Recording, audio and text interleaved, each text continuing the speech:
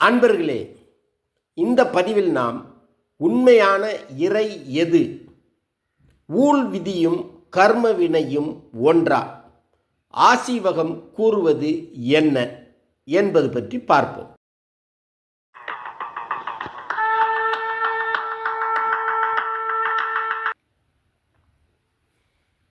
தமிழர்களின் ஆசீவகம் சமயத்தின் பல்வேறு கோட்பாடுகளில் மிகவும் முக்கியமானது ஊழ் கோட்பாடு. இதனை விதி கோட்பாடு என்றும் நியதி கோட்பாடு என்றும் சொல்லலாம். தற்போதைய காலச்சூழலில் விதி என்பதும் வினை என்பதும் ஒரு பொருள் கொண்டதாக பார்க்கப்படுகிறது. ஆனால் இவை இரண்டும் வெவ்வேறாகும்.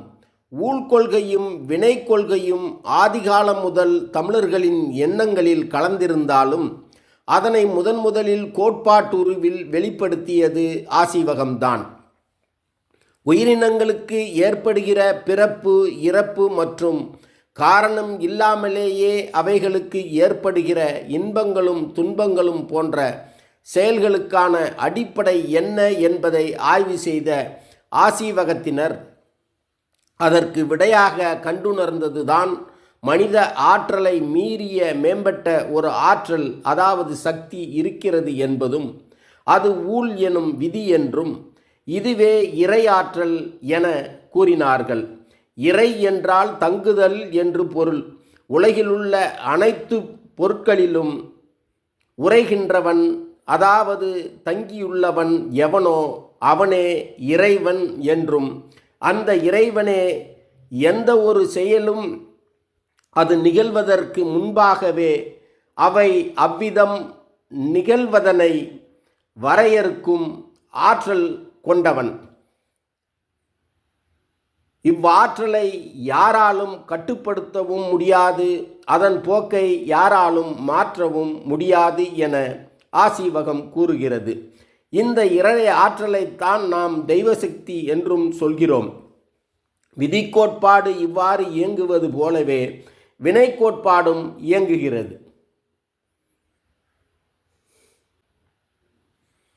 வினை கோட்பாடு என்பது ஒரு மனிதனின் செயலே அவனுக்கு வரும் நாட்களில் நடக்கக்கூடியவைகளுக்கு காரணமாகிறது. அதாவது ஒரு மனிதன் ஒரு சமயத்தில் ஒரு இடத்தில் செய்த ஒரு செயலின் விளைவாக எதிர்வரும் நாட்களில் அச்செயலின் தன்மைக்கேற்ப அவனிற்கு இன்பம் அல்லது துன்பம் நிகழ்வதை உறுதி செய்கிறது. இதுதான் முற்பகல் செய்யின் பிற்பகல் விளையும் எனும் கூற்றாக சொல்லப்படுகிறது. ஒருவனுக்கு அவன் செய்கின்ற நற்செயல்கள் நல் வினையையும் தீச்செயல்கள் தீ வினையையும் விளைவிக்கிறது. இந்த வினைகளும் அவற்றின் தாக்கமும் அவை நிகழ்ந்த காலத்தில் மட்டுமன்றி காலம் காலமாக தொடர்ந்து அம்மனிதனின் வெவ்வேறு பிறப்புகளிலும் சென்றடைகின்றன என்பதாகும்.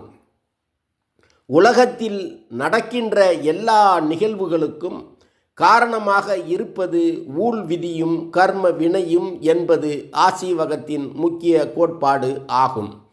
ஆசீவகத்தின் விதி கொள்கைக்கு உதாரணமாக விளங்குவது ஆண்டுதோறும் தொடர்ந்து மீண்டும் மீண்டும் ஒரே ஒழுங்குடன் மாறிவரும் பருவ காலங்களையும் அவற்றினால் ஏற்படும் விளைவுகளையும் கூறலாம்.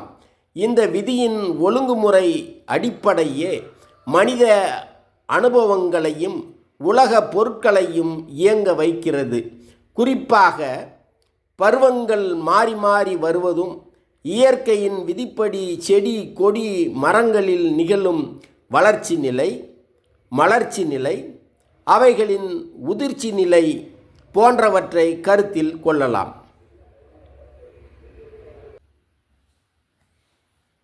இவ்வாறான இயற்கையின் ஒழுங்குமுறைகளை வழிநடத்தும் ஆற்றலை இறை என்கிறது ஆசீவகம்.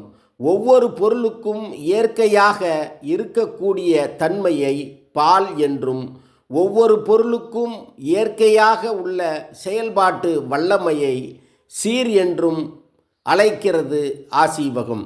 எடுத்துக்காட்டாக நீருக்குள்ள குளிர்ந்த தன்மையை அதன் பால் என்றும், அதற்குள்ள கீழ்நோக்கி செல்லும் வல்லமையை அதன் சீர் என்றும் சொல்கிறது ஆசீவகம். பொருட்கள் இருவகைப்படும். அவை ஒன்று உயிருள்ளவை, மற்றொன்று உயிரற்றவை. இருந்தாலும் அனைத்துக்கும் ஆற்றல் உண்டு. ஆகவே இருப்பது எல்லாவற்றையும் இறையாக பார்க்கிறது ஆசீவகம். உலகிலுள்ள எல்லாவற்றையும் வழிநடத்தி செல்லும் ஆற்றலே ஊழ்விதி. அதுவே இறை என்கிறது ஆசீவகம். ஒரு மனிதனால் விதியை தாண்டி செல்ல முடியாது. அவன் எதை பெற வேண்டுமோ அதை பெறுகின்றான். அதனால் அவன் வியப்படையவோ துன்பப்படவோ தேவையில்லை. எது அவனுக்கென விதிக்கப்பட்டதோ அது அவனுக்கானது, அது பிறருக்கு போகாது. இங்கு ஊழ்விதி என்பது இறையை குறிக்கிறது. உலகம், இயற்கை, உயிர் சீவன் பற்றிய தமிழ் மக்களின் மனங்களில் எழுந்த மிக பழமையான கோட்பாடுதான் ஊழ் என்னும் விதிக்கோட்பாடு. இதனை நாம் தொல்காப்பியத்தில் வரும் சில சூத்திரங்கள் வாயிலாக அறிந்து கொள்ளலாம்.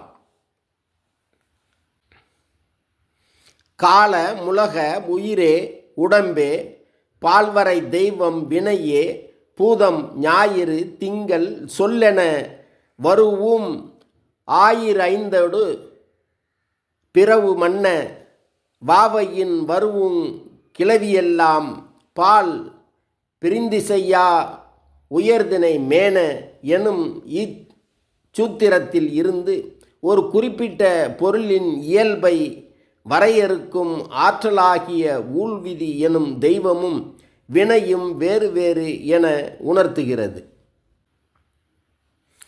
தொல்காப்பியத்தின் இச்சூத்திரத்தில் கூறப்பட்டுள்ள 10 சொற்களான காலம், உலகம், உயிர், உடம்பு, பால்வரை தெய்வம், வினை, பூதம், ஞாயிறு, திங்கள், சொல் ஆகியவற்றில் பால்வரை தெய்வமும் வினையும் தனித்தனியாக எடுத்து காட்டப்படுவது சிந்திக்கத்தக்கது எனும் இச்செய்தியோடு மீண்டும் ஒரு பதிவில் சந்திப்போம். நன்றி.